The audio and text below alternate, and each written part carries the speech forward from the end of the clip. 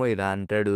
నేను ఎప్పుడు అనుకునేవాడిని, ఒక మాన్‌స్టర్‌కి భయం అనే ఫీలింగ్ ఉంటదా అని. చూస్తూ ఉంటే నాకు నా ఆన్సర్ ఇప్పుడు దొరికినట్టుంది అని నవ్వుతాడనమాట. అంతటితోని చాప్టర్ అయితే అయిపోతుంది. ఇక నోబుల్ డీమన్ అయితే జిన్‌వు పైనైతే అటాక్ చేస్తుంది. కానీ జిన్‌వు దాన్ని ఈజీగా కొట్టి సో, ఆ డీమన్ అనేది ఇది నా గొంతు, నా హార్ట్ పైన అటాక్ చేయడానికి చూస్తుంది. ఈ డీమన్ క్యాసిల్‌లో low rank demons D rank, mid rank demons C rank, high rank demons B rank, top rank demons A rank, demon lords and demon knights A plus rank, demon nobles మరియు పెద్ద పెద్ద బాసెస్‌లు yes rank. చూస్తూ ఉంటే ఇది ఖచ్చితంగా demon క్యాసిల్‌లో levels అనుకుంటా ఇలాగే. అని జిన్‌వు ఎంటనే దాని కత్తిని కట్ చేసి దాన్ని పట్టుకొని చంపబోతుంటే నేను సరెండర్ అవుతున్నా అని మొత్తుకుంటుందనమాట. నేను చూస్తూ ఉంటే ఈ మధ్య ఈ బీస్ట్‌లు ఏవైతే మనుషుల లాంగ్వేజ్ మాట్లాడుతున్నాయో వాటితో దగ్గర దగ్గర చాలా సార్లు వచ్చేటట్టున్నానే. ఈ వాయిసు నువ్వు అమ్మాయివా? అని వెంటనే తన మాస్క్ తీసేసి ఐయామ్ సారీ. ఇదంతా మా తప్పే. సో, కాబట్టి నా ప్రాణాన్ని మాత్రం విడిచిపెట్టండి అంటే, జనువు ఏమో "నువ్వు నా సోల్జర్స్‌ని అటాక్ చేసావు. మళ్ళీ ఇప్పుడు నువ్వు నన్ను క్షమించండి అని అడుగుతున్నావా?" అంటే ఇది మేము చాలా పెద్ద తప్పే చేసాం. కానీ ఇది మేము ఈ ప్లేస్‌కి గార్డియన్స్. కాబట్టి మేము ఊకే ఉండలేం. ఎవడో ఒక చెత్త నా కొడుకొచ్చి అంటే ఒక పర్సన్ వచ్చి ఇక్కడున్న డీమన్స్ అన్ని దానిలని చంపుతూ ఉంటే, సో, ప్లీజ్ నన్ను క్షమించండి, క్షమించండి అంటే, అంటే నేను ఆల్రెడీ అందరిని చంపేసా. నువ్వు నీ ప్రాణం కోసం ఇలా అడుక్కోవడం ఓకేనా నీకు అంటే, అంటే ఇది ఒక నైట్ డ్యూటీ. ఇది వాళ్ళ మాస్టర్‌ని ప్రొటెక్ట్ చేయడమే. కాబట్టి నేను సేఫ్‌గా ఉన్నంత వరకు నైట్స్ బానే ఉంటారు. వాళ్ళు హ్యాపీగానే ఉంటారు. ఇంకా జనువు ఏమో ఈ ఈ ఎంత సెల్ఫిష్ పిల్లరా బాబు! అదే ఈ డీమన్. చూస్తూ ఉంటే తను చాలా మనిషిలాగే అనిపిస్తుంది. కాబట్టి తనని చంపాలని నాకు లేదు. అన్నంటగానే తను ఎనకాల నుంచి ఫైనల్ నాకు ఓపెనింగ్ దొరికిందని జిన్‌వుని అటాక్ చేయడానికైతే పొడసడానికైతే చూస్తుంది. వెంటనే టాస్క్ అయితే ఆపుతాడు. "జిన్‌వు నువ్విక్కడ ఏం చేస్తున్నావు?" అంటే వెంటనే తన మోకాళ్ళ పైన పడి, "ప్లీజ్ నా ప్రాణాన్ని వదిలేయి. నువ్వు ఏమడిగినా సరే చేస్తా" అంటది. జిన్‌వు ఏమో ఏంటి తనకి సిగ్గు లేదా? ఎప్పుడు చూసినా ఇలా కాళ్ళ పైన డైరెక్ట్‌గా పడుతుంది. జిన్‌వు ఏమో నాకొక ఎంట్రీ పర్మిట్ కావాలి. నువ్వు నాకొక ఎంట్రీ పర్మిట్ తీసుకురాగలవా? అంటే తనేమో మా క్లాన్ దగ్గర ఒకటుంది. నువ్వు నన్నక్కడికి తీసుకెళ్తే నేను నీకు ఎంట్రీ పర్మిట్ ఇస్తా. జిన్‌వు ఏమో అంటే ఈ డీమన్స్ ఎంట్రీ పర్మిట్‌ని కాపాడుతున్నాయా? అందుకనేనా నాకిక్కడ ఇంతవరకు ఎంట్రీ పర్మిట్ దొరకలేదు. నాకు ఇంతవరకు తెలియదు. అదొక సీక్రెట్ లొకేషన్‌లో సెపరేట్‌గా ఉందని. అంటే తనేమో నాకు అన్ని ఫ్లోర్స్‌లో ఎంట్రీ పర్మిట్స్ ఎక్కడున్నాయో తెలుసు. నువ్వు నన్ను సేఫ్‌గా మా క్లాన్ దగ్గరికి తీసుకెళ్తే నేను నీకు గైడ్‌గా ఉంటా. అంటే జిన్‌వు ఉండే అది మంచి ఆఫరే. కానీ ఇక్కడ క్వెషన్ ఏందంటే నేను తనని నమ్మగలనా? జిన్‌వు తన దగ్గరికొస్తుంటే తనేమో సిగ్గుపడుతుందనమాట. ఇక జిన్‌వు ఏమో తన బ్లడ్‌లెస్ స్కిల్‌ని ఆన్ జేసి నేను నిన్ను నమ్మగలనా అని తన ఐస్‌తోని తనకి చెప్తే తను వెంటనే భయపడి లేదు నేను అబద్ధం చెప్పట్లేదు. నేను ఖచ్చితంగా మాటిస్తున్నా. సరే నువ్వు నాకు ప్రతి ఒక్క ఎంట్రీ పర్మిట్ ఇస్తానంటే నేను ఖచ్చితంగా ఈ ప్లేస్‌ని ఏం చేయకుండా విడిచిపెడతా అంటాడు. తనేమో థాంక్ యూ అని. కానీ అంతకంటే ముందు అసలు మీరెవరు? ఇక ఇంకోవైపు ఐలాండ్‌లో అయితే ఆ యాంట్ అందరిని గూడా తింటూ ఉంటదనమాట. అది చూసి ఒకడు షాక్ అయితాడు. కానీ ఇక యాంట్ వాడిని గూడా తినేసి యాంట్ ఎగురుకొని వెళ్తే కింద మనకు చూపిస్తారు. ఆ టౌన్‌లో ఉన్న వాళ్ళందరిని గూడా అది తినేసింది అని. ఇక తినేమో ఇలా అంటుంది. నా పేరు ఈజెల్. నేను రిడులు క్లాన్‌లో పెద్ద కూతురిని. మా క్లాను నేను అదడగట్లేదు. నే నేనసలు ఒక మాన్‌స్టర్ నాకు కావాల్సిన ఆన్సర్స్ ఇస్తుందని ఎలా అనుకుంటున్నాను? ఇక జిన్‌వు ఏమో నీ హెడ్‌లో నీకు మనుషుల్ని చంపమని ఏదన్నా వాయిస్‌లాగా వస్తుందా అంటే, ఏంటి? ఆ! అదా! లేదు. కానీ నాకు వాయిస్‌లయితే ఇనపడతాయి. అంటే ఏమని? ఆ వాయిసెసు మేమున్న ప్లేస్‌ని కాపాడమని చెప్తూ ఉంటాయి. అంటే ప్రతి ఒక్క మాన్‌స్టర్‌కి ఒక డిఫరెంట్ రీజన్ వల్ల ఉన్నాయన్నమాట. మ్యాజిక్ బీస్ట్‌లేమో మనుషుల్ని చంపడానికి, ఈ మాన్‌స్టర్‌లేమో ఈ డంజన్‌ని కాపాడడానికి. అంటే నేను కూడా వీళ్ళలాగా ఒక మ్యాజిక్ బీస్ట్‌నా ఈ మాన్‌స్టర్స్‌కి? సో, నీకు మాటలైతే ఇనపడతాయి. అది ఎప్పటినుంచి అంటే నేనిక్కడ లేచినప్పటి నుంచి. ఏంటి అంటే మీరిక్కడ లేచారా? అంటే వాళ్ళు ఒరిజినల్‌గా వేరే ఎక్కడి నుంచో వచ్చారు. అంటే ఇది నాకు సిస్టమ్‌ని అర్థం చేసుకోవడానికి మేబీ ఒక క్లూలాగా పనికొస్తదేమో.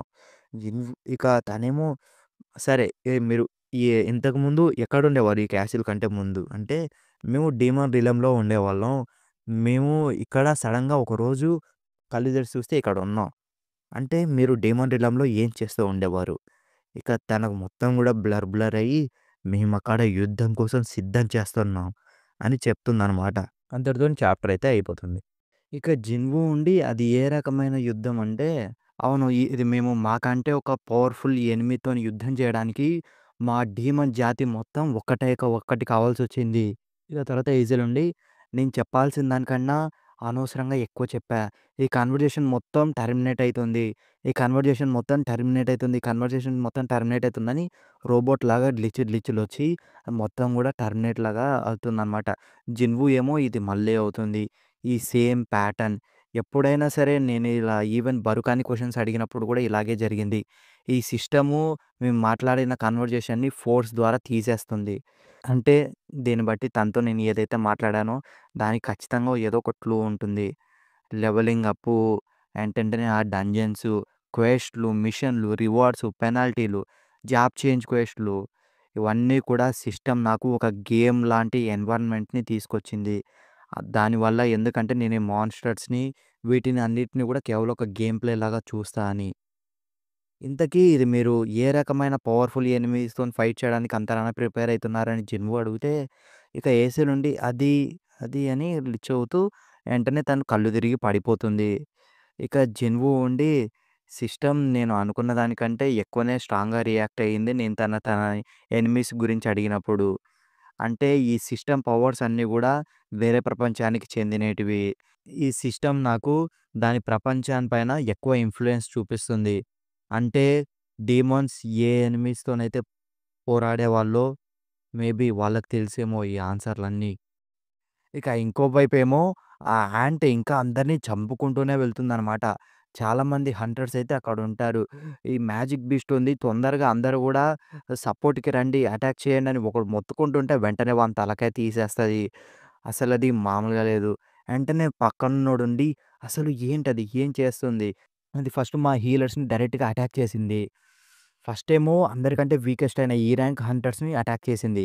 తర్వాత మేము నంబర్స్‌లో తగ్గుతున్నప్పుడు వెంటనే మా హీలర్స్ అందరిని చంపేసింది. దాని ద్వారా మేము వీక్ అయితామని.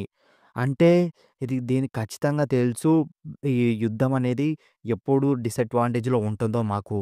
అంటే ఇది ఆలోచిస్తుందా? ఈ మ్యాజిక్ బీస్ట్‌కి ఇంటెలిజెన్స్ ఉందా? అని వాడు షాక్ అయితాడు. అక్కడ కార్‌లో ఉన్న ఒక కెమెరాలో అయితే అదంతా గూడా రికార్డ్ అవుతుంది. ఈ బ్లాక్ బాక్స్ ఒక్కటే మనకి ఉన్నది.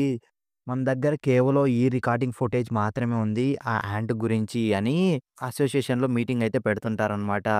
ఈ మ్యూటెంట్ యాంటు సడెన్‌గా వచ్చింది. వెంటనే ఒకే రోజులో డిఫీట్ చేయబడింది. ఆ మ్యూటెంట్ అనేది సడెన్‌గా అపియర్ అయింది. వెంటనే ఒక రోజుల్లోనే డిఫీట్ చేయబడింది. మనకు ఎమర్జెన్సీ కాల్ ఇచ్చినందుకు హంటర్స్ ఎవరెవరైతే వచ్చినారో వాళ్ళ వల్ల వెంటనే ఈ థ్రెట్‌ని అనేది సక్సెస్‌ఫుల్‌గా ఎలిమినేట్ చేసేసాం. దగ్గర దగ్గర నలుగురు ఈ ర్యాంక్‌లు, ఒక డి ర్యాంక్ హీలరు మరియు ఒక సి ర్యాంక్ లీడరు అందరూ కూడా బ్యాటిల్‌లో చనిపోయారు. ఒక ఏ ర్యాంక్ హంటర్ వచ్చి సడెన్ మధ్యలో అప్పుడే ఆ యాంట్‌ని ఎక్స్‌టర్మినేట్ చేయడానికి సక్సెస్ అయ్యింది అని ఊజించిలైతే చెప్తూ ఉంటాడనమాట. అంటే నువ్వు చెప్తున్నావు, మనం ఒక సింగిల్ మ్యూటెంట్ యాంట్‌ని డిఫీట్ చేయాలన్నా మనకొక ఏ ర్యాంకర్ కావాలి అని. దగ్గర దగ్గర అక్కడ 294 సివిలియన్‌లయితే చనిపోయారు ఆ మ్యూటెంట్ యాంట్ వల్ల. దాదాపు 108 మంది హంటర్సు వచ్చారు. కానీ అది చూస్తూ ఉంటే అది చాలా పెద్ద నంబరే అనిపించినా సరే, ఆ మ్యూటెంట్ యాంట్‌కి డేంజర్‌ని సెన్స్ చేసే అబిలిటీ ఉంది. దాని ద్వారా అదక్కడి నుంచి పారిపోయి వెంటనే ఎళ్ళిపోయింది. ఆ జపనీస్ హంటర్స్ అసోసియేషన్ చెప్తుంది. ఇది పెద్ద నంబరే అనిపించినా సరే, ఆ మ్యూటెంట్ యాంట్‌కి డేంజర్‌ని సెన్స్ చేసే అబిలిటీ ఉంది. పైగా వెళ్ళిపోగలదు గూడా. ఇదంతా గూడా మనకి జపనీస్ హంటర్స్ అసోసియేషన్ ఇచ్చింది. చూస్తూ ఉంటే వాళ్ళిచ్చిందంతా గూడా నిజమే అన్నట్టుంది. మనకి ఆసియాలో ఇన్ని కంట్రీస్‌లో జపాన్‌లోనే సిస్టమ్‌లన్నీ గూడా వాళ్ళ హంటర్స్‌తోని బాగా నెట్‌వర్క్‌తోని ఉండేది. అలాంటిది జపానే ఇన్ని క్యాజువాలిటీస్‌ని ఫేస్ చేసినప్పుడు ఒకవేళ యాంట్లు గాని కొరియాలోకొస్తే అసలు మన పరిస్థితి ఏమవుద్ది? సేమ్ జపాన్ లాగే మన దగ్గర గూడా చాలా ఐలాండ్‌లున్నాయి. కానీ మనం ప్రతి ఒక్క దాన్ని మానిటర్ చేస్తూ ఉండలేము. ఇక వెంటనే గోగని ఏమో ఆ ఐలాండు 150 కిలోమీటర్ల దూరంలో ఉంది జెజు కంటే. అలాంటి దాన్ని అటాక్ చేసింది. పైగా ఆ యాంట్ ఎగురుకుంటూ వచ్చింది. అంటే అవి కేవలం దగ్గరలో ఉన్న వాటి దగ్గరికి మాత్రమే గాదు ఎగురుకుంటూ రాగలవు. అవి ఈవెన్ ఇప్పుడు మన సిటీస్‌లోకి గూడా రాగలవు. ఒకవేళ అవి కానీ తొందరగానే వేరే దారి చూసుకుంటే ఖచ్చితంగా అవి మన మెయిన్ రీజన్స్‌కొచ్చి అటాక్ చేయగలవు. ఏంటి యాంట్లు ఎగరగలవా? అంటే అవి యాంట్స్ కన్నా బీస్ లాగా. సౌత్ కొరియా ప్రతి ఒక్క సింగిల్ ఐలాండ్‌కి జపాన్ లాగా అంతమంది హంటర్స్‌ని పంపించలేదు. మన దగ్గర మ్యాన్ పవర్ తక్కువుంది. ఆఖరికి ఇది మనం లో ర్యాంక్ హంటర్స్‌ని పంపించినా సరే వాళ్ళంతా గూడా కేవలం యాంట్స్‌కి ఫుడ్ అయిపోతారు. ఇలాంటి సిట్యుయేషన్‌లో కొరియాకి ఎవరు సాయం జేస్తారు? చైనా లేకపోతే రష్యా వాళ్ళ దగ్గర చాలామంది హంటర్స్ ఉన్నారు. కానీ అయినా సరే వాళ్ళకి ప్రొటెక్ట్ చేయడానికి చాలా ల్యాండ్ ఉంది. అలాంటప్పుడు మరి యూఎస్ఏ ఏంటి? కానీ వాళ్ళు యెస్ ర్యాంక్ గేట్ ఓపెన్ అయినప్పుడు హెల్ప్ చేయడానికి రావట్లేదు. నాకిప్పుడు హెడ్‌ఏక్ వస్తుందని గని అనుకుంటాడు. వెంటనే అక్కడికి వూ జింజిల్ మిస్టర్ గో అంటే ఏం కావాలి మిస్టర్ వు అంటే, నేనిది మీటింగ్‌లో చెప్పలేదు గానీ, మనం సీక్రెట్‌గా మనకొకరు కాంటాక్ట్ అయ్యారు. ఏంటి సీక్రెట్‌గానా ఎవరు? హంటర్ హాంగ్ డాంగ్ సూ స్కావెంజర్ గిల్డ్ నుంచి. తను చెప్పాడు తన అప్‌కమింగ్ జేజు ఐలాండ్ రైడ్‌కి తను గూడా వస్తాడని. అంటే ఇది తన ప్లాన్స్ అన్నీ గూడా క్లియర్‌గా కనపడుతున్నాయి. అవును సార్. తన టార్గెట్ సంగ్ జిన్‌వూ. సో, నువ్వు తనని ఎలా పంపించావంటే, నేనైతే ప్రస్తుతానికి తన ఎంట్రీని డినై చేశా. ఎందుకంటే రెడ్ గేట్ ఇన్సిడెంట్‌లో మిస్టర్ బేకూన్‌కి తనకి జరిగిన ఇన్సిడెంట్‌ని ఎక్స్‌క్యూజ్‌గా వాడుకొని, కానీ మనని కాంటాక్ట్ అయింది హాంగ్ ఒక్కడు మాత్రమే కాదు. మరి ఇంకెవరు అంటే ఆ కాల్ చేసింది ఒక నేషనల్ లెవెల్ హంటర్. సరే ఇటువైపు రండి సార్ అని ఒకడైతే హంటర్‌కైతే చెప్తుంటాడు. తనైతే షార్ట్స్ ఏసుకొని బ్లాండ్ హెయిర్‌తోని పెద్దగా ఉంటాడనమాట. ఇక ఇంకోవైపు ఈజిల్ అయితే కళ్ళు తెరిసి చూస్తుంది. కళ్ళు తెరిసి చూస్తే జిన్‌వు ఏమో "ఏంటి నువ్వు లేచావా? చూస్తూ ఉంటే మీ డీమన్స్ ఒకరితోనొకరు ఫ్రెండ్లీగా ఉండేటట్టు లేరే. వీళ్ళంతా గూడా నువ్వు పడుకున్నప్పుడు నీ పైన అటాక్ చేయడానికొచ్చారు" అని ఒక గుంపుడు మందినైతే చూపిస్తాడు. ఆగండి అంటే నేను పడుకున్నప్పుడు నన్ను నువ్వు కాపాడావా? థాంక్స్. ఈ డీమన్స్‌కి ఏవైతే ఇంటెలిజెన్స్ ఉన్నదో అవన్నీ గూడా ఇంటెలిజెన్స్ డీమన్స్‌ని వాటి వాటిలో ఒకటిలాగా అనుకోవు. సరే ఎంట్రీ పర్మిట్ తీసుకోవడానికి ఎంతసేపు పడుతుంది? అంటే ఇక తనేమో వాళ్ళ క్యాసిల్‌కైతే తీసుకెళ్తుంది. ఏంటి డీమాన్స్ క్యాసిల్ ఒక డీమాన్స్ క్యాసిల్‌లోనా అని జిన్‌వు అనుకుంటాడు. ఇక తను వాళ్ళ నాన్న దగ్గరికైతే వెళ్తుంది. వాళ్ళ నాన్న దగ్గరికొచ్చి, "నాన్న నేను మీకోసం ఒకరిని తీసుకొచ్చాను." ఏంటిది? ఇది సేమ్ ఒక థ్రోన్ రూమా? నేను గాని ప్రతీదీ ఫైట్ చేసుకుంటూ వచ్చుంటే ఇది ఇదే అయ్యుండేది. బాస్‌తో నా ఫైనల్ ఫైట్. ఏసిల్ ఆగు. నువ్వసలు ఏం చేసావు? అసలు నీ పక్కనున్న మనిషి ఎవడు? య తను మన గెస్ట్ ఫాదర్. అంటే అసలు ఎలాంటి గెస్టు ఒక ఆర్మీని తీసుకొస్తాడు. ఏంటి ఆర్మీనా? ఐజిల్ నీకు వాళ్ళెవరు కనపడడం లేదా? తన నీడలో కొన్ని వేల మందున్నారు. చూస్తూ ఉంటే తనకి షార్ప్ సెన్సెసే ఉన్నాయని జిన్‌వు అనుకుంటాడు. వెంటనే అందరూ గూడా జిన్‌వుకైతే కత్తులు పెడతారు. తనేమో ఇలా అంటాడు. నేను ఏజిల్‌కి ప్రామిస్ చేశా. తను నాకు ఎంట్రీ పర్మిట్ ఇస్తే నేను ఈ ప్లేస్‌ని విడిచి వెళ్ళిపోతా అని. ఇక వాళ్ళ ఫాదర్ ఏమో ఇలా అనుకుంటాడు. అంటే తనే అనుకుంటా రీసెంట్‌గా అన్ని ఫ్లోర్స్‌ని క్లియర్ చేసుకుంటూ అన్ని డీమన్స్‌ని చంపుకుంటూ వస్తుంది. మేము ఆఖరికి నోబుల్స్ అయినా సరే ఈ రెడీ రూట్ క్లాను దగ్గర దగ్గర 20 ప్లేస్‌లో ఉంటది. వీకెస్ట్ క్లాన్స్ మేము. ఆఖరికి తను వల్కన్‌ని మరియు మేటస్‌ని డిఫీట్ చేశాడు. అలాంటి అతనికి మేము పెద్ద లెక్క లేదు. అంటే నీకు ఎంట్రీ పర్మిట్ ఒక్కటే నాకు కావాలి అంటే, నాకలాగే నా దగ్గర ఇంకో రిక్వెస్ట్ గూడా ఉంది నాకు. అని ఈజిల్‌ని పట్టుకొని నేను తనని కొద్దిసేపు తీసుకెళ్ళాలనుకుంటున్నా అంటాడు. ఈజిల్ ఏమో సిగ్గుపడుతుంది. జిన్‌వు ఏమో ఇలా అనుకుంటాడు. తను చెప్పింది తనకి ప్రతి ఒక్క ఫ్లోర్స్‌లో ఎంట్రీ పర్మిట్స్ ఎక్కడున్నాయో, సో, నాకు అవన్నీ గూడా లొకేట్ చేయాలంటే తను నాకు గైడ్‌గా కావాలి. కానీ నేనేమన్నా తప్పు చెప్పానా? ఇక వాళ్ళ ఫాదరేమో గట్టిగా కోపంగా చూస్తుంటే జిన్‌వు మళ్ళీ చేయి తీస్తాడనమాట. ఇక చాప్టర్ 84లో జెన్‌వు అయితే ఫైనల్లీ ఈజిల్ వాళ్ళ ఫాదర్‌తోని మాట్లాడి తనని గైడ్ కింద తీసుకొనెళ్తా అండ్ నాకు ఎంట్రీ పర్మిట్ కావాలని సో, వాళ్ళ నాన్న కూడా తనతో ఫైట్ చేయలేను. ఎందుకంటే తను మామూలు మనిషి కాదు. తనొక మాన్‌స్ట్రస్ మనిషి. ఎందుకంటే తన దగ్గర అంతమంది డార్క్ సోల్జర్స్ ఉన్నారు కాబట్టి నేను తనతో ఇప్పుడు ఇలా నెగోషియేట్ చేయడమే మంచిది అని ఇక ఈజిల్ వాళ్ళ ఫాదర్ ఉండి "నువ్వు నా కూతురిని డేంజర్‌లో పెట్టావు కదా!" అంటే "ఆహా! నీకు నేను మాటిస్తున్నా" అని జిన్‌వు కూడా అంటాడు. సరే అని ఇక జిన్‌వుకి ఎంట్రీ పర్మిట్ ఇస్తే ఇక జిన్‌వు ఏమో వెంటనే లేసి, "ఏజిల్ ఇది మనం ఇప్పుడే వెళ్ళొచ్చా?" అంటే, "ఆ! సరే" అంటది. ఎంటనే జిన్‌వుకి నోటిఫికేషన్ అయితే వస్తదనమాట. ఒక నోబుల్ డేమన్ మీ పార్టీలో జాయిన్ అయ్యింది అని. ఇక జిన్‌వుకేమో అర్థమవుద్ది. ఎందుకంటే ఇది పార్టీ సిస్టమ్ అంటే ఖచ్చితంగా ఎక్స్‌పీరియన్స్ పాయింట్స్ కూడా తనకు కూడా వస్తాయి. కానీ ఇది మనం ఎంత కాంట్రిబ్యూట్ చేసామో దాని ద్వారా ఇస్తుంది. కాబట్టి ఒకవేళ ఎప్పుడైనా సరే బ్యాటిల్ జరిగేటప్పుడు నువ్వు బ్యాటిల్‌లో అస్సలు జాయిన్ కావద్దు. మొత్తం కూడా నా అంతకు నేనే చూసుకుంటా అని జిన్‌వు అంటాడు. ఇక ఏజిలేమో సిగ్గుపడుతూ సరే అంటుంది. ఇక తర్వాత వాళ్ళిద్దరైతే జ ఎంటనే స్టార్ట్ అయితారనమాట. ఇక తనేమో జిన్‌వు గారు ఇది మా నాన్న నాకు ఈ గర్డ్స్ క్లాన్ ఇష్టపడే కొన్ని గిఫ్ట్‌లయితే ఇచ్చారు. ఎందుకు అని జిన్‌వు అడిగితే, ఎందుకంటే ఇవి తీసుకొనెళ్తే వాళ్ళతో నెగోషియేషన్ ఈజీగా చేయొచ్చు. వాళ్ళు ఈజీగా ఎంట్రీ పర్మిట్ ఇస్తారు. అంటే జిన్‌వు ఏమో ఇలా అడుగుతాడు. ఏంటి నెగోషియేషనా? మీరు గాడ్స్ క్లాన్‌తోని బానే ఉంటారా? అంటే అహా! కాదు. ఇదంతా గూడా డీమన్ రిలెమ్‌లో నోబుల్స్ ప్రకారం మామూలుగా ఇలా ఉంటది అంటే, సరే మంచిదే తెలుసుకొని. నువ్వు ఇక్కడే ఉండు. ఎక్కువ సేపు పట్టదు అని జిన్‌వు తన షాడో సోల్జర్స్ అందరిని పిలిచి, వెంటనే కొద్దిసేపటికే ఆ క్లాన్స్ క్యాసిల్ మొత్తం గూడా నాశనం అయిపోతదనమాట. ఇక తర్వాత ఇంకోవైపు కొరియన్ హంటర్స్ అసోసియేషన్‌లో ఒక మనిషి అయితే ఇలా మాట్లాడుతుంటాడు. "నువ్వు ఇంగ్లీష్‌లో చాలా బాగా మాట్లాడుతున్నావు.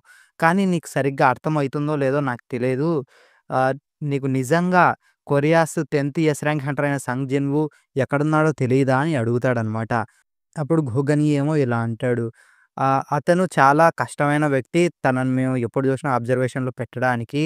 సో, మా సర్వేలెన్స్ టీము తనని లొకేట్ జేయడానికి కష్టంగా ఉంది అంటే, అంటే నువ్వు చెప్పేది నేను నమ్మాలా అని వాడంటే, అప్పుడు తనేమో ఇలా అంటాడు. సౌత్ కొరియన్ హంటర్స్ అసోసియేషన్ అంత ఫూలిష్ ఏం గాదు. ఒక నేషనల్ లెవెల్ హంటర్‌కి అబద్ధం చెప్పడానికి అంటే, సరే. అయినా నేను విన్నాను. నా మనిషి అయిన హాంగ్ నాంగ్‌సు కొరియాలోకొచ్చి ఒక సీన్ క్రియేట్ చేశాడంట. తనొక ఎస్ ర్యాంకు కాబట్టి తనని మేము అది చేయొద్దు, ఇది చేయొద్దు అని చెప్పడానికి ఏం లేదు అని తనైతే అంటాడనమాట. గోగని ఏమో ఏంటి నా మనిషి హాంగ్ డాంగ్‌సునా? తను అంటున్నాడు హాంగ్ డాంగ్‌సు ఒక అమెరికన్ హంటర్ అయినట్టు. సంగ్ జిన్‌వు ఒకటి. అండ్ ఇంకోటి నేనిక్కడికొచ్చిందేందంటే, South Korean Hunters Association Hwang Dongsoo ఎంట్రీని ఈ కంట్రీలోకి రాకుండా డెనై జేయండి. చూస్తూ ఉంటే మీరు ఆల్రెడీ అది చేసినట్టున్నారే. అవును. మేమది చేశాం. సో, అయితే ఇక మనం దాని గురించి ఎక్కువ మాట్లాడాల్సిన అవసరం లేదు. నాకెప్పుడైనా ఏదన్నా అవసరమైనప్పుడు నేను మీకు మళ్ళీ కాల్ జేస్తా అంటాడు. ఇక గోగని ఏమో ఇలా అనుకుంటాడు. నేనేం చిన్న వ్యక్తిని కాదు. కానీ తిన ముందు నిచ్చుంటే నేనేదో ఒక పిల్లోనిలాగా ఉన్నా. ఇంక వాడేమో కొరియాలో చూస్తూ ఉంటే జేజు వల్ల చాలా అంటే చాలా జరుగుతున్నట్టుంది. నా విజిట్ మీకేమైనా ఒక ఫాల్స్ హోప్‌నిచ్చిందా మీకు? ఇదంతా గూడా ఒక సిగ్గుచేటు. నేను ఖచ్చితంగా జేజు ఐలాండ్ రైడ్‌లో హెల్ప్ చేసేవాడిని. కానీ మీకు తెలుసు గదా! నేనొక బిజీ పర్సన్‌ని. అయినా అదంతా గూడా ఒక డిఫరెంట్ స్టోరీ. ఒకవేళ సౌత్ కొరియాకి నాలాంటి ఒకరిని హైర్ చేసుకునేంత ఫండ్స్ ఉంటే. సరే ఇక నేను ప్లేన్‌కెళ్ళి క్యాచప్ జేయాలి అని వాడైతే ఎళ్ళిపోతాడనమాట. ఇక ఇంకోవైపు 'గోగని' ఏమో ఒక నేషనల్ లెవెల్ హంటర్. మిస్టర్ వు హ్మ్. నువ్వనుకుంటావా ఇది నేనేమన్నా ఫూలిష్‌గా ఆలోచిస్తున్నా అని మనం ఖచ్చితంగా 'జేజు ఐలాండ్' రైడ్‌లో ఒక నేషనల్ లెవెల్ హంటర్‌ని తీసుకుంటే బావుంటదని. అప్పుడు తినేమో మిస్టర్ వు ఏమో ఇలా అంటాడు. మీరు అంత ఆలోచించాల్సిన అవసరం లేదు మిస్టర్ గో. జపాన్ ఆల్రెడీ మనతో వర్క్ చేస్తా అని ఒప్పుకుంది. వాళ్ళలో ఒక లార్జెస్ట్ గిల్డ్ నుంచి హంటర్స్ అయితే వస్తా ఉన్నారు రేపు. ఇక ఇంకోవైపు జెన్‌వు అయితే అన్ని డెమోన్ క్యాసిల్స్‌నయితే డిఫీట్ చేసుకుంటూ 89 టవర్‌కైతే వచ్చేస్తాడనమాట. ఆ టవర్‌లో గూడా తను మొత్తం గూడా క్లియర్ జేస్తారు. వెంటనే ఇది తన షాడో సోల్జర్స్ అయితే అప్‌గ్రేడ్ కోసం అయితే ఉంటాయన్నమాట. వెంటనే జిన్‌వు వాటినైతే అప్‌గ్రేడ్ జేస్తారు. అదే లెవెల్ అప్ జేస్తాడు. లెవెల్ అప్ చేసిన వెంటనే అవైతే ఖచ్చితంగా మన ఐగ్రిస్ ట్యాంక్ అయితే ఒక డిఫరెంట్ కలర్‌లోకైతే ఒక లెవెల్‌లో అయితే వెంటనే అప్‌గ్రేడ్ అయితాయి వాటి పవర్ లెవెల్స్‌తో సహా. ఇప్పుడు జూసుకుంటే ఐగ్రిస్ దగ్గర దగ్గర ఒక ఎస్ ర్యాంక్ అంత స్ట్రాంగు. ట్యాంక్ గూడా ఖచ్చితంగా ఒక టాప్ టైర్ ఏ ర్యాంక్ అంత స్ట్రాంగు. ఇక తనేమో ఇలా అడుగుతుంది ఏజిలేమో, "జిన్‌వు సార్" అంటే "నువ్వు నన్ను సార్ అనాల్సిన అవసరం లేదు. కానీ మీకు తెలుసా మీరు ఇంతవరకు ఎన్ని క్లాన్స్‌ని డెస్ట్రాయ్ చేసుకుంటూ వచ్చారో? మనం 89థ్ ఫ్లోర్‌లో ఉన్నాం. సో, మీ క్లాన్‌ని ఇడిసిపెట్టి చూస్తే దగ్గర దగ్గర 9 అనుకుంటా. కానీ ఇప్పుడు 19థ్ ఫ్లోర్ నుంచి నోబుల్ క్లాన్స్ అనేటివి చానా అంటే చానా కష్టం. సో, అవన్నీ గూడా హై ర్యాంకింగ్ నోబుల్స్ ఉంటాయి దాంట్లో. మీ దగ్గర ఒక రీజన్ ఉండి మాట్లాడనిలాగా వాళ్ళతో మాట్లాడడానికి ఒక రీజన్ ఉంటే సో, వాళ్ళు ఖచ్చితంగా పర్మిషన్ ఇస్తారు అని తనంటే, ఇప్పుడు 'జిన్‌వు' ఏమో ఇలా అంటాడు. నేను కానీ మీ ప్లాన్ కంటే వీకర్‌గా ఉంటే మీరు నాతో మాట్లాడేవారా? అంటే హేజిల్ ఉండి షాక్ అవుతుంది. అవును. ఇది అలాగే. సో, పైగా ఇదంతా గూడా ఈ డీమన్ ప్లాన్స్‌లో ఎప్పుడు జూసినా ఇలా ఎత్తులోతులు ఉన్నాయి గదా! కాబట్టి నేను మీ రాడిష్ ప్లాన్‌ని నంబర్ 1 జేస్తా. అంటే తనేమో మా ప్లాన్ పేరు రడిరు సార్. జిన్‌వు సార్ అయినా మీరెందుకు ఇది మా ప్లాన్‌ని ఇలా చూస్తున్నారు అంటే, ఎందుకంటే నువ్వు నాకంటే ఇష్టమని జిన్‌వు అంటాడనమాట. తనేమో ఏంటి మీరు మాట్లాడేది అంటుంది. జిన్‌వు ఏమో తను నాకు జిన్‌హో లాగా అనిపిస్తుంది. ఎప్పుడు చూసినా ఈ డార్కీ పీపుల్‌తోని నాకేందిరా అని జిన్‌వు అనుకుంటాడు. అంతటితోని చాప్టర్ అయితే అయిపోతుంది. ఇక చాప్టర్ 85లో అయితే హేజిల్ చెప్పినట్టే జిన్‌వుకైతే 19థ్ ఫ్లోర్ నుంచి పెద్ద పెద్ద నోబెల్ డైమండ్స్ అయితే వస్తూ ఉంటాయి. వాటి వల్ల జిన్‌వుకైతే ఎక్కువ మాన అయితే ఖర్చయితుంది. అయినా సరే జిన్‌వు అన్నిటిని చంపుకుంటూ 97థ్ ఫ్లోర్‌నైతే దాటైతే ఎళ్ళిపోతాడు. ఇక ఎంటనే తనైతే ఇలా అడుగుతుంది. సార్ ఇది మనుషులంతా మీ అంత స్ట్రాంగ్‌గా ఉంటారా? అంటే దగ్గర దగ్గర మేబీ ఒకరు లేకపోతే ఇద్దరు అనుకుంటా. గోగనియి మరియు చాహెన్. వాళ్ళిద్దరూ ఖచ్చితంగా మిగతా ఏస్ ర్యాంకర్స్ కంటే స్ట్రాంగు. సో, చూస్తూ ఉంటే వాళ్ళిద్దరూ దగ్గర దగ్గర నా అంత స్ట్రాంగ్ ఉండొచ్చు. ఆఖరికి ఎస్ ర్యాంక్స్‌లో గూడా స్ట్రెంత్ డిఫరెన్స్ అయితే ఉంటది. మేబీ కొన్ని సార్లు ఎక్కువ డిఫరెన్సే ఉండొచ్చు. ఎస్ ర్యాంక్ లెవెల్స్ మెజర్ చేయలేరు కాబట్టి. నేను దగ్గర దగ్గర ఇంతకుముందు మిస్టర్ గో అంత పవర్‌ఫుల్ ఉండొచ్చు. కానీ నేనిప్పుడు ఇంత దూరం వచ్చా. కాబట్టి ఖచ్చితంగా అన్నీ గూడా మారతాయి. సరే ఇక నువ్వు ఎళ్ళిపో. నేను ఇక్కడి నుంచి నా అంతకు నేనే ఎళ్ళిపోతా అని జిన్‌వు అంటే, తనేమో అంటే నేను మీకింక యూజ్ లేదా అంటే, జిన్‌వు ఏమో నువ్వు ఆల్రెడీ చానా చేసావు. నీ హెల్ప్‌కి థాంక్స్ అంటే, తనేమో లేదు నేను మీతోనొస్తున్నా. నాకు చూడాలనుంది. మీరు ఏం చేయగలరు అని అంటుందనమాట. సరే అయితే ఇక రా అని వాళ్ళిద్దరైతే 98థ్ ఫ్లోర్‌కైతే ఎళ్తారు. ఇక ఇంకోవైపు ఎయిర్‌పోర్ట్‌లో అయితే జపనీస్ హంటర్స్ అయితే వస్తాడనమాట. ఓ ఎస్ ర్యాంక్ హంటర్ అయిన గ్యోటో ర్యూజీ. ఇక తర్వాత తనేమో ఇలా అంటాడు. ఆహ్, ఏంటి ఎయిర్‌పోర్ట్‌లో ఇదంతా? ఇక్కడ ఖచ్చితంగా చాలా అంటే చాలా పవర్‌ఫుల్ వ్యక్తి ఉన్నాడు ఈ ఎయిర్‌పోర్ట్‌లో.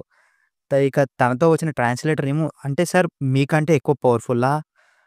మేబీ నేను రాంగ్ అయ్యుండొచ్చు. అయినా అలాంటి వాళ్ళు ఇక్కడెందుకుంటారు? ఇక వెంటనే కొరియా నుంచి ఒక పర్సనొచ్చి నన్ను క్షమించండి. ఈ క్రౌడ్ నుంచి రావడానికి కొద్దిగా టైం పట్టింది. సరే మీకు ఈరోజు అంతా బానే జరిగిందా ఎయిర్‌పోర్ట్‌లో అంటే, అయినా ఇక్కడ ఏం జరుగుతుంది ఎయిర్‌పోర్ట్‌లో అని తనడిగితే, అదా యునైటెడ్ స్టేట్స్ నుంచి ఒక హంటర్ సడెన్‌గా కొరియాకొచ్చాడు. ఆయన పర్సనల్ థింగ్స్ కోసం వచ్చాడు. సో, దాని గురించి మీరెక్కువ ఆలోచించాల్సిన అవసరం లేదు అని అంటాడనమాట. ఇక గ్యోటో రుయిజి ఏమో ఏంటి అమెరికన్ హంటరా? అంటే రీసెంట్‌గా జరుగుతున్న వాటికి తనకి ఏమన్నా సంబంధం ఉందేమో. ఇక వాళ్ళైతే మాట్లాడడానికి దిగుతారనమాట. గోగని ఏమో ఇక తినే అనుకుంటా. గ్యోటో ర్యూజి. తను ఖచ్చితంగా ఆసియా మొత్తం పైన లియో జింగ్‌యాంగ్‌తో ఈక్వల్‌గా ఉండే హంటర్. తను ఖచ్చితంగా మామూలోడు కాదు. ఇక్కడ దగ్గర దగ్గర జపాన్‌లో 21 ఎస్ ర్యాంక్ హంటర్స్ ఉన్నారు. కానీ ఆ 21 మందిలో 11 మంది ఒకే ఒక గిల్డ్‌లో ఉన్నారు. సేమ్ గ్యోటో రైజి గిల్డ్‌లో. అదే బ్లేడ్ గిల్డ్. సౌత్ కొరియా లాగా మిగతా గిల్డ్స్ అన్నీ గూడా ఒకదానికొకటి ఎక్కువ పవర్‌ని యూజ్ చేసి స్ట్రాంగ్‌గా ఉండడం కన్నా, కానీ జపాన్‌లో ఈ గిల్డే గ్యోటో రీజి గిల్డే అసలు ఆసియాలోనే సెకండ్ లార్జెస్ట్ గిల్డ్ చైనీస్ తర్వాత. ఇక తనేమో ఒక ట్రాన్స్‌లేటర్ ఏమో నేను మిస్టర్ గోటోస్ ట్రాన్స్‌లేటర్‌ని. నేను మీకు మిస్టర్ గోటో ఏం జెప్తాడో అది మీకు చెప్తాను అని చెప్తుందనమాట. ఇక తనేమో ఇలా అంటుంది. ఇప్పుడు జరుగుతున్న ఈ డిజాస్టర్ ఈవెంట్స్ వల్ల జేజు ఐలాండ్‌ని ఖచ్చితంగా నెగ్లెక్ట్ చేయలేం. కాబట్టి మేము కొరియాకి మా ఫుల్ సపోర్ట్ ఇస్తాం.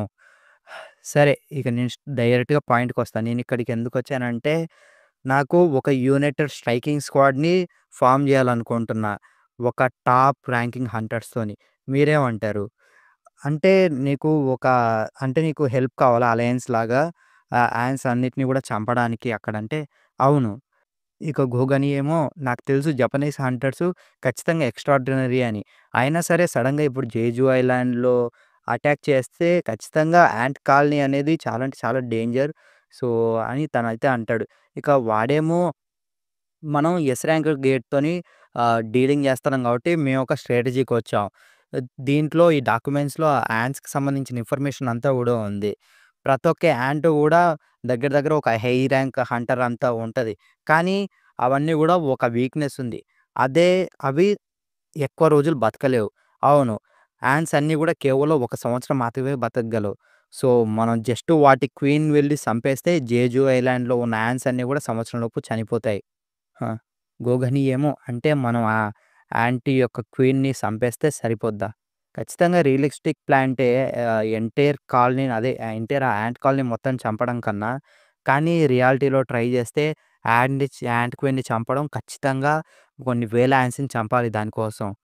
అంటే ద అంటే నీకు తెలీదా? యాన్స్ అన్నీ గూడా వాటి క్వీన్ కోసం చచ్చిపోతాయని? ఆ! మాకు తెలుసు. కాబట్టి మనం కొన్ని వేల యాన్స్‌ని దాటెళ్ళాలి ఆ క్వీన్‌ని క్యాప్చర్ చేయాలంటే. కానీ మనం వాటితో డైరెక్ట్‌గా ఫైట్ చేయలేం. అవి వాటి టన్నెల్ నుంచి వస్తే. మరి అది ఎలా పాసిబుల్ అంటే ఆ! ఇంతకుముందు గూడా జేజు ఐలాండ్ ప్రకారం అయితే జరిగింది. మనకింతకుముందు సౌత్ కొరియాలో ఐలాండ్‌లో యాన్స్ వచ్చాయి గదా! సో, యాన్సు వాటి టన్నెల్స్ నుంచి లెఫ్ట్ అయ్యాయి. సో, అవి బ్యాటిల్ ఫీల్డ్‌కి రావడానికి. ఇక వాళ్ళేమో అదంతా గూడా కన్ఫర్మ్ అయింది. సో, ప్లీజ్ డాక్యుమెంట్స్‌ని చెక్ చేయండి. మా 11 ఎస్ ర్యాంక్ హంటర్స్‌లో 10 మంది నాతో కలిపి మేము ఖచ్చితంగా జేజు ఐలాండ్‌లో పార్టిసిపేట్ చేస్తున్నాం. సో, యాన్స్ అన్నిటిని గూడా మేమే చంపేస్తాం. సో, ప్లీజ్ మాకు కొరియాలో ఉన్న టాప్ హంటర్స్‌ని, క్వీన్‌ని డిఫీట్ చేయడానికి ఇవ్వండి. ఇక మిగతా మా మెంబర్స్ అందరూ గూడా తొందరలోనే వస్తారు. ఏంటి 10 ఎస్ ర్యాంక్ హంటర్సా గ్యోటో రోజితోని. ఇక గోగని ఏమో ఇలా అనుకుంటాడు. అంటే 10 ఎస్ ర్యాంక్ హంటర్సు ఒక డైవర్షన్‌ని క్రియేట్ చేస్తే క్వీను అండ్ దాని గార్డ్స్ కొన్ని మాత్రమే ఉంటాయి టన్నెల్‌లో. సో, ఇది ఈజీగానే ఉండొచ్చు. ఇది నా ప్లాను. మా ఎస్ ర్యాంక్ హంటర్సు టీమ్స్‌లాగా స్ప్లిట్ అప్ అయిపోయి వేరే వేరే డైరెక్షన్ నుంచయితే ఐలాండ్‌లో అన్నిటిని గూడా ధ్వంసం అయితే చేస్తూ ఉంటారు. యాన్స్ పైన అటాక్ చేస్తుంటారు. సో, క్వీను ఆహ్, తన టన్నెల్‌లో ఎంప్టీగా ఉంటది. అలాంటప్పుడు ఇక South Korean S rank hunters helicopter తీసుకొని జేజు ఐలాండ్‌లో ఆ టన్నెల్స్‌లోకెళ్ళి దాన్ని చంపేసిన తర్వాత వెంటనే మళ్ళీ హెలికాప్టర్ వచ్చేసి ఆ ఐలాండ్ నుంచి ఎళ్ళిపోతారు.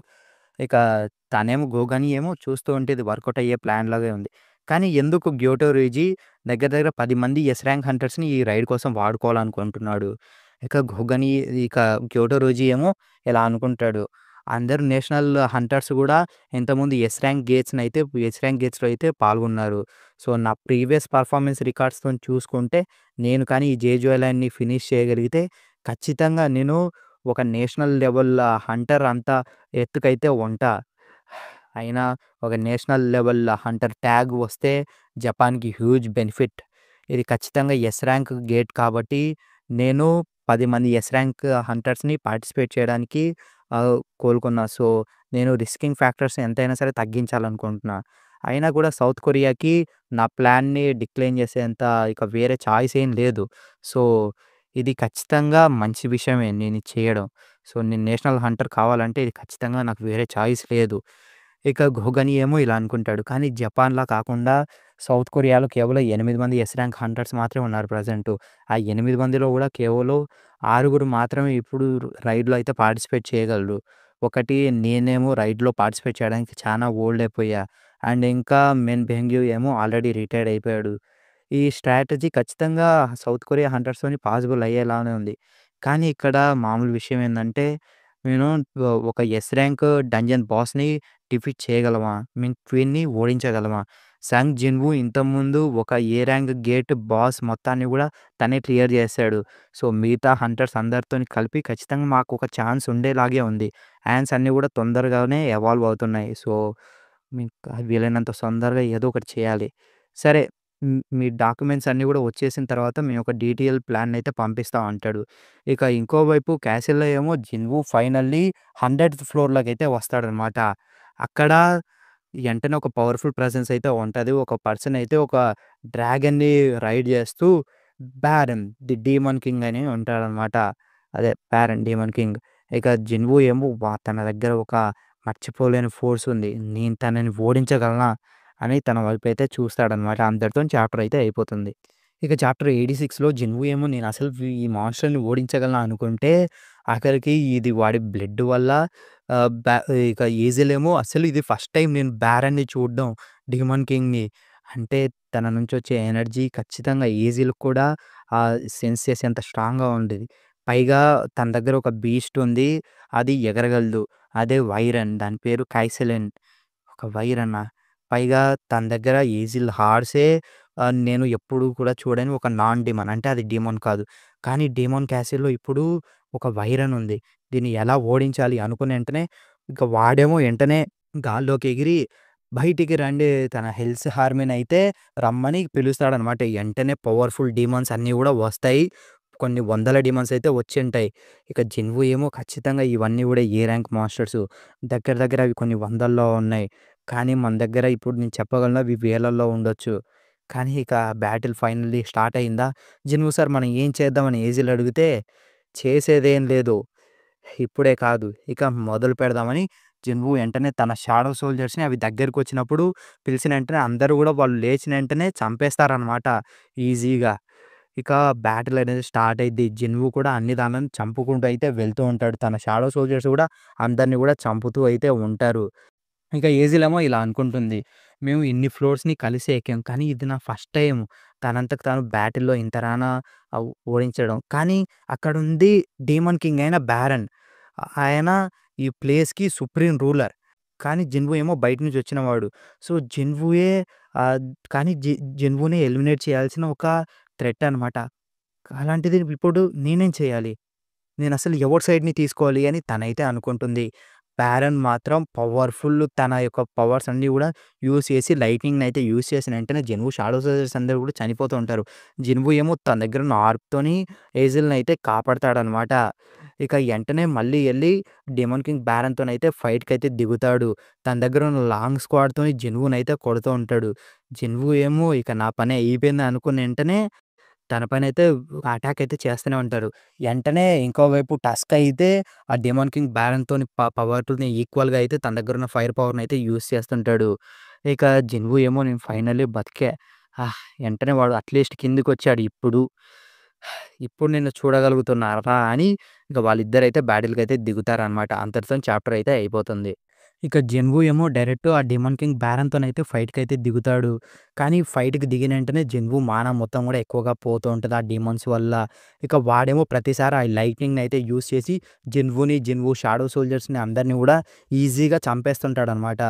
ఇక జిన్‌వు కూడా ఎన్ని సార్లు అటాక్ చేసినా సరే వాడు ఈజీగా ఆపుతుంటాడు. కానీ ఇక జిన్‌వు వెంటనే ఫైనల్‌గా వాడి గుండెలోకైతే తన డ్రాగర్‌తోనైతే దింపుతాడు. పైగా ఐగ్రిసు, ట్యాంకు సో, అందరితోని గూడా ఒకేసారి అటాక్ అయితే చేపిస్తాడు.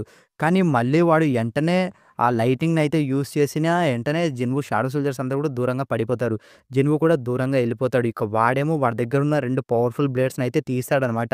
జిన్‌వు కూడా తన డాగర్స్‌నయితే తీస్తాడు. ఎంటనే వాళ్ళిద్దరూ ఘోరంగా ఎంటనే ఫైట్ అయితే చేస్తూ ఉంటారు. జిన్‌వు చేసే అది వాడు డెమాన్ కింగ్ బ్యారన్ చేసే అటాక్స్ అన్నీ గూడా జిన్‌వు ఆపుతుంటాడు. జిన్‌వు చేసే అటాక్స్‌ని గూడా వాడు గూడా ఆపుతుంటాడు. కానీ వెంటనే వాడు వాడి నోటి నుంచి ఆ లైటింగ్‌నయితే యూజ్ చేస్తుంటాడు. జిన్‌వు ఏమో కానీ ఈ డిస్టెన్స్ నుంచి వాడు ఎలా యూజ్ చేస్తున్నాడు అనుకున్న వెంటనే జిన్‌వు చేతిలో ఉన్న డాగర్స్ గూడా దూరంగా పడిపోతాయి ఆ పవర్‌కి. వాడు వెంటనే జిన్‌వుని పొడచడానికి వస్తూ ఉంటే జిన్‌వు ఏమో తన 2 చేతులతోని వాడి చేతులనైతే ఆపుతాడు ఆ బ్లేడ్స్‌ని. కానీ వాడు మళ్ళీ కూడా ఇంకోసారి ఆ లైటింగ్‌నయితే యూజ్ చేస్తాడు వాని నోట్లో నుంచి. వాడు జిన్‌వు పైన యూజ్ చేసిన వెంటనే దూరం నుంచి ఒక కత్తయితే వాని మొహం పైనయితే కొడుతుందనమాట. ఆ! ఏంటి? ఏం జరిగింది?